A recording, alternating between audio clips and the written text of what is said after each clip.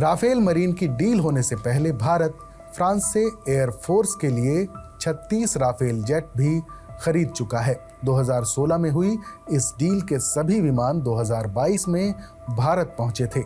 इन्हें एयरफोर्स के अंबाला और हाशीनारा एयरबेस से संचालित किया जाता है। ये डील 58,000 करोड़ रुपए में हुई थी। राफेल मरीन विमान के फीचर्स एयरफोर्स के राफेल विमान से ज़्यादा एडवांस हैं। राफेल एम यानी राफेल मरीन का इस्तेमाल नौसेना के विमान वाहक पोत में होगा। 50.1 फीट लंबे राफेल एम का वजन 15,000 किलोग्राम तक है। फ्यूल कैपेसिटी भी 11,202 किलोग्राम है, जिससे ये ज़्यादा देर तक उड़ान भर सकता है। ये सिंगल और डबल सीटर विमान 52,000 फीट की ऊंचाई तक जा सकता है। इस विमान के फोल्डिंग विंग्स भी काफ़ी मजबूत हैं। इसकी रफ्तार 2,205 किलोमीटर प्रति घंटा है।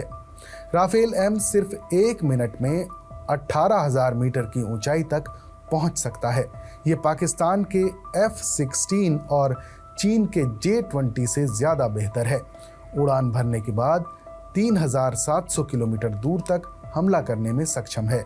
इसमें 30 mm की ऑटो कैनन गन और 14 हार्ड पॉइंट्स हैं। ये बहुत कम जगह पर भी लैंड कर सकता है। राफेल एम में ताकतवर एंटी शिप मिसाइलें लगाई जा सकती हैं, जो हवा से हवा और हवा से ज़मीन पर मार करने में सक्षम हैं। ये विमान पनडुब्बियों को ढूंढकर उन्हें ध्वस्त करने वाले खास रडार से लैस है।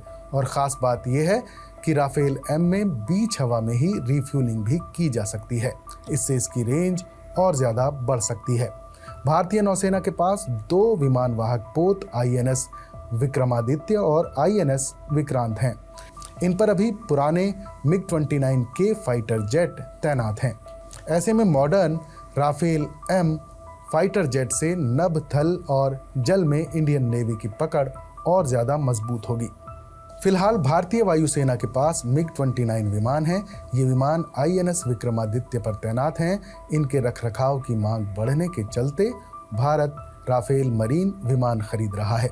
2022 में नौसेना ने कहा था कि विक्रांत को MiG-29 के लिहाज से डिज़ाइन किया गया था, लेकिन इसकी जगह बेहतर डेक बेस्ड फाइटर प्लेन की तलाश की जा रही है। इंडियन नेवी ने अपनी क्षमता को बढ़ाने के लिए 57 फाइटर जेट लेने की योजना बनाई थी। इसके लिए गोवा में फ्रांस के राफेल मरीन और अमेरिका के बोइंग 18 का ट्रायल भी हुआ था। 2022 में भारत ने अमेरिका और फ्रांस से अपने प्रपोजल की सीमा बढ़ाने की मांग की थी।